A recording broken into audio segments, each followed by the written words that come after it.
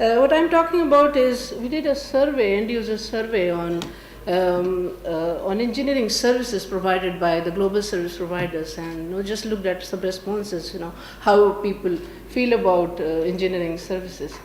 So just a couple of points before we move ahead. This is a survey based on conducted by ARC on engineering services provided by the global service providers, not specifically Indians, everyone, the worldwide ones. All questions were permitted, multiple answers to all questions were permitted, so you would see, the results may or may not add up to 100%.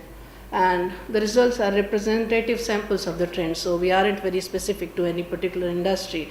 The survey may not, the responses may not relate to well to any particular industry as such. Some of the applications which relate to engineering services, many people call MES, ERP implementation support as engineering services. The major chunk of it, the major respondents were users of MES and process automation. The next was, that was a bigger portion of it, and then followed by ERP implementation support and enterprise asset management and support services. What we did was to understand what are the key drivers of why people engage with GSP versus developing solutions in-house. And people said that capacity augmentation for a project, people, we do not find in-house capabilities enough to develop services for you, and they go to a global service provider to help them out. They might be very experienced in a particular vertical, in a particular industry as such. So capacity augmentation is the first reason. Cost, definitely when you outsource, people expect it to be cheaper than when you do it in-house. Some of the reasons why people chose the current global service provider, and we were surprised to see cost falling somewhere very far. We would have expected it to be ahead, but that means people are looking out for more technical expertise, industry expertise.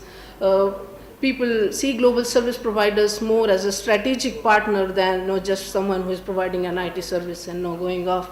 So those were the prime reasons, and that's very interesting. What started as a global service provider used to either fill in for capacity augmentation or the cost, changed out to a technical and industry expertise. These are some of the previous slide talked about the reasons of selecting. These people may or may not be using as global service provider for their engineering service providers, but these people were using the global service providers, and the kind of responses were obviously when you use a global service provider, the cost does become a biggest factor. The flexibility of technology adoption, people who were trying to provide you more upcoming technologies like social media and cloud were top on the list. Faster time to market for people used to who helped the end users get up to speed, and they popped up in the list. There are flip sides too. So there are some challenges of engaging with GSP. Many times you're not able to manage your project well. Security of intellectual property is another big reason. Loss of direct control, people do not feel very comfortable working with a GSP. So those are some of the top. India is no more cost effective, and I'm sure you would all agree we are not as cost effective as we used to be. This is basically a ARC defined scope. So automation related services, process engineering, product engineering, and asset management related services is what we categorize as engineering services. So we tried to put everything in these 4 buckets, and automation related services topped the list, as you can see, followed by process engineering services, and then followed by asset management and product engineering. What each of them include in this is, I think we have it on our portal somewhere, so that you can get into the definitions of each of these. We don't have enough time to discuss. Again, the same scope, I have put it in a pictorial format. I think Ralph discussed yesterday, and This is the scope of our right from designing to support is what we call as engineering services, and we have categorized it in 4 buckets. This is how services are mapped to industrial organization structure, everything right from the sensors to the business planning. ERP level is what the services capacity is. Again, we got into each of those segments, the product engineering, process engineering, automation, and maintenance. We got into each of them to understand what kind of services fall within each category and how people rate them. And we found out that engineering analysis, design-related services top the list on product engineering, followed by pre- and post-production and testing. For process engineering, it was again design of the plant, process, mechanical, civil, structural, architectural design. Commissioning comes second in the list. For automation related services, control system integration, automation system design, process optimization, MES related functionalities, all of them are very high in percentage.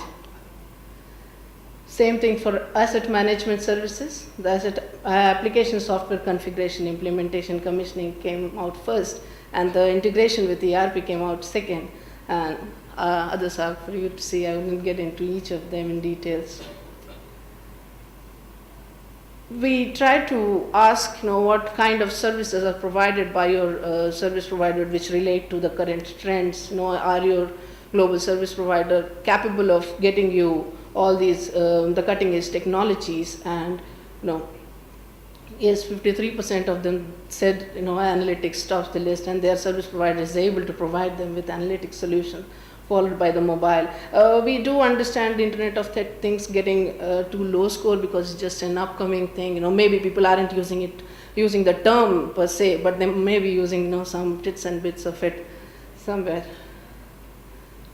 Oh, I'm well over time. So what are the changes we expect? Definitely, data security is one of the biggest challenges, and people would expect it to service providers to get more into the data security issues, localization, standardization, more focus on the new era technologies.